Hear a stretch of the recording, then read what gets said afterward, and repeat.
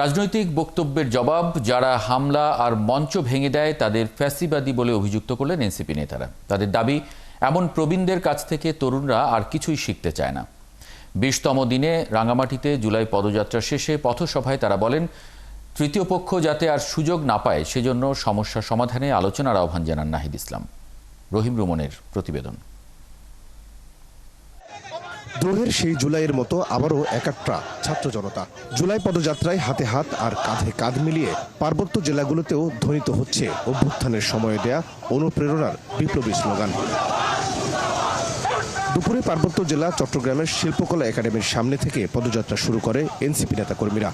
হাসনাত, নাহিদ, সার্জিসদের সাথে অংশ নেন রাঙামাটির তরুণ যুবাসহ অভ্যুত্থানের অংশীজনেরা। তো ভবিষ্যতে বাংলাদেশের মানুষের যে আকাঙ্ক্ষা সেটা যাতে পূরণ হয়, ফুলফিল হয়, তার জন্য এনসিপিকে ভোট দেওয়া আসলে উচিত। এই এনসিপির মাধ্যমে অর্থাৎ জুলাই আন্দোলনকারীদের মাধ্যমে রাঙ্গামাটিতে শুধুমাত্র পুরো বাংলাদেশে একটি সুষ্ঠু সরকার তৈরি হবে। আমরা নতুন পরিবর্তনের দিকে হাঁটছি, নতুন এক বাংলাদেশ গড়ার স্বপ্ন দেখছি। ঠিক তেমন ভাবেই আমরা রাঙ্গামাটিকে আর পিছিয়ে থাকতে দিব না।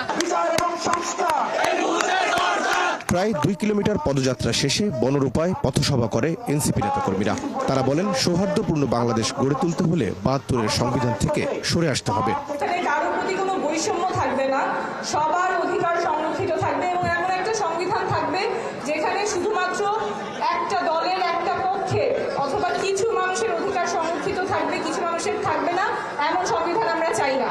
54 বছর রাজনৈতিক দলগুলো নিজেদের স্বার্থে পাহাড় অশান্ত রেখে নানা রকম প্রলোভন দিয়ে পার্বত্য অঞ্চলের কিছু মানুষকে ব্যবহার করেছে। আগামীতে তাদের ফাঁদে আর পা না দেয়ার আহ্বান জানান সার্জিস আলম।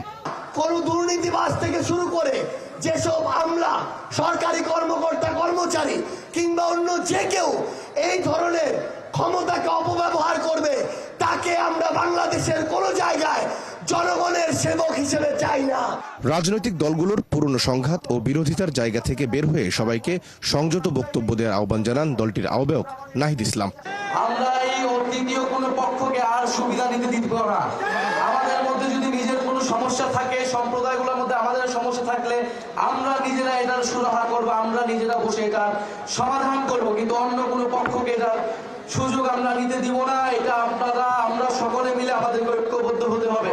তিনি বলেন, বাংলাদেশে সকল ধরনের বিভাজনের মূলে 72-এর সংবিধানের ভুল নীতি, তা সংশোধনের আহ্বান জানিয়ে নাহিদ ইসলাম প্রতিশ্রুতি দেন আগামীতে ঐক্য ও সংহতির রাজনীতিতে যুক্ত থাকবে তার দল। রহিম রুমন, 71, রাঙামাটি।